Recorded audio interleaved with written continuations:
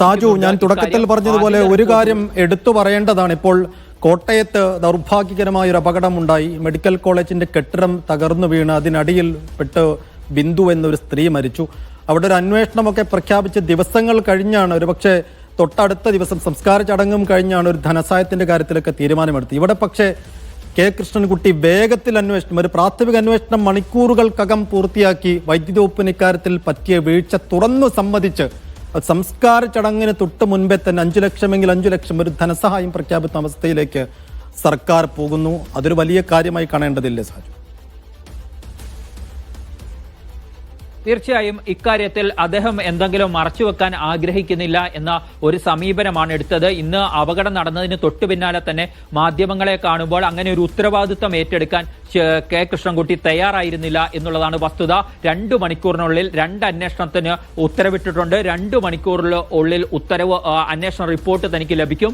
അതിന്റെ അടിസ്ഥാനത്തിൽ തീരുമാനം പറയാമെന്ന നിലപാടായിരുന്നു വൈദ്യുതി മന്ത്രി കെ കൃഷ്ണൻകുട്ടി സ്വീകരിച്ചത്.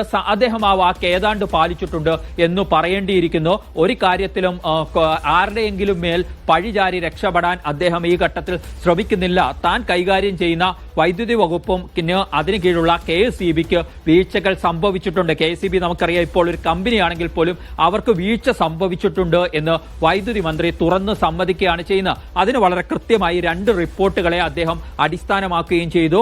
കൊല്ലത്തെ ചീഫ് ഇലക്ട്രിക്കൽ ഇൻസ്പെക്ടറേറ്റിന്റെ റിപ്പോർട്ട്, ഒപ്പം തന്നെ ഡെപ്യൂട്ടി ചീഫ് എഞ്ചിനീയറിന്റെ റിപ്പോർട്ട് കൂടി, KSEBിയുടെ ഡെപ്യൂട്ടി ചീഫ് എഞ്ചിനീയറുടെ റിപ്പോർട്ട് കൂടി വാങ്ങിക്കൊണ്ടാണ് അത്തരം ഒരു കാര്യം അദ്ദേഹം വിശദീകരിക്കുന്നത്. അത് വെറുതെ വിശദീകരിക്കുകയല്ല അദ്ദേഹം ചെയ്തിരിക്കുന്നത്. സാങ്കേതികമായി എന്തൊക്കെ വീഴ്ചകൾ പറ്റിയെന്ന് പ്രാഥമികമായ ഒരു അന്വേഷണത്തിൽ കണ്ടെത്തിയെന്ന് അദ്ദേഹം എടുത്തു പറയുകയും ചെയ്യുന്നുണ്ട്. അതായത് കൃത്യമായ എത്ര അകലമാണ് ഗ്രൗണ്ട് തറനിരപ്പിൽ നിന്നും വേണ്ടത്, അതിൽ ലംബമായി എത്ര അകലം വേണം, അതിലെവിടെയൊക്കെ വീഴ്ച പറ്റി എന്ന കാര്യം അദ്ദേഹം എടുത്തു പറഞ്ഞുകൊണ്ട് തന്നെയാണ് ആ വീഴ്ചകൾ സമ്മതിക്കുന്നത്. മാത്രമല്ല കുറ്റക്കാർക്കെതിരെ കർശനമായ നടപടി ഉണ്ടാകും എന്ന് പറയുകയും, അതായത് ഒന്നിന്റെയും നിന്നും ഉത്തരവാദിത്വത്തിൽ നിന്നും ഒളിച്ചോടാത്ത ഒരു മാതൃകാപരമായ സമീപനം ഈ ഘട്ടത്തിൽ സ്വീകരിച്ചിരിക്കുന്നു വൈദ്യുതി വകുപ്പ് എന്ന് പറയേണ്ടിയിരിക്കുന്നു. ആരുടെയെങ്കിലും മേൽ പഴിചാരി മാറി നിൽക്കാൻ വൈദ്യുതി മന്ത്രി ഉദ്ദേശിക്കുന്നില്ല. തന്റെ വകുപ്പിന് താൻ കൈകാര്യം ചെയ്യുന്ന KSEBിക്ക് വീഴ്ചകൾ പറ്റിയിട്ടുണ്ട് എന്ന ഒരു തുറന്ന സമ്മതത്തോടുകൂടിയാണ് അദ്ദേഹം കാര്യങ്ങളെ സമീപിച്ചിരിക്കുന്നത്. അവിടെ ഉദ്യോഗസ്ഥരുടെ ഭാഗത്തുനിന്ന് വീഴ്ചയുണ്ടായിട്ടുണ്ട്, സ്കൂൾ മാനേജ്മെന്റിന്റെ ഭാഗത്തുനിന്ന് വീഴ്ചയുണ്ടായിട്ടുണ്ട്. ആരൊക്കെയാണ് അതിന്റെ കുറ്റക്കാര് എന്നത് ഒരു ഉന്നതതല അന്വേഷണത്തിലൂടെ കണ്ടെത്താം. അതിനുശേഷം അവർക്കെതിരെ ഉചിതമായ നടപടിയെടുക്കാം എന്ന സമീപനം സ്വീകരിക്കുന്നു.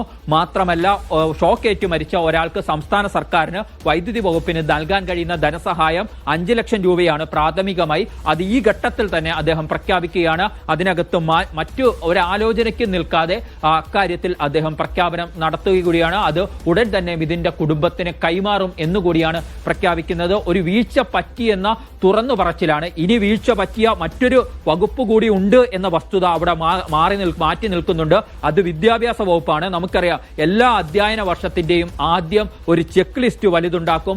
സംസ്ഥാനത്തെ സ്കൂളുകളുടെ അധ്യയന വർഷം ആരംഭിക്കുമ്പോൾ അവിടെ ഫിറ്റ്നസ് നൽകുന്നതിന്റെ ഭാഗമായിട്ടാണ് വളരെ വിപുലമായ ചെക്ക് ലിസ്റ്റ് ഉണ്ടാക്കുക. ആ ചെക്ക് ലിസ്റ്റിൽ വൈദ്യുതി ലൈനുകളുമായി ബന്ധപ്പെട്ട കാര്യങ്ങൾ കൂടി ഉണ്ട്. ആ ഭാഗത്ത് അങ്ങനെ ഒരു റിപ്പോർട്ട് നേരത്തെ ഉണ്ടായിരുന്നെങ്കിൽ അത് AEO തലത്തിലോ മറ്റോ നടപടിയെടുക്കുന്നതിനുള്ള തീരുമാനങ്ങൾ വിദ്യാഭ്യാസ വകുപ്പ് എടുത്തിരുന്നോ, അതോ അക്കാര്യവും മാനേജ്മെന്റ് മറച്ചു വെച്ചിരുന്നതാണോ, വിദ്യാഭ്യാസ വകുപ്പിന് എന്തെങ്കിലും വീഴ്ച പറ്റിയിട്ടുണ്ടോ എന്ന കാര്യങ്ങളിൽ കൂടിയാണ് ഇനി വ്യക്തത വരാനുള്ളത്. ഏതായാലും പൊതുവിദ്യാഭ്യാസ ഡയറക്ടർ ഇത് സംബന്ധിച്ച അന്വേഷണം ആരംഭിച്ചിട്ടുണ്ട്. അദ്ദേഹം കൊല്ലത്തേക്ക് പോവുകയും ചെയ്തിട്ടുണ്ട്.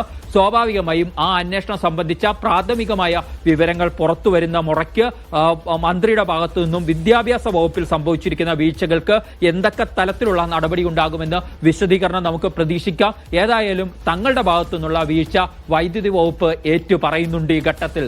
സൈഫുദ്ദീൻ.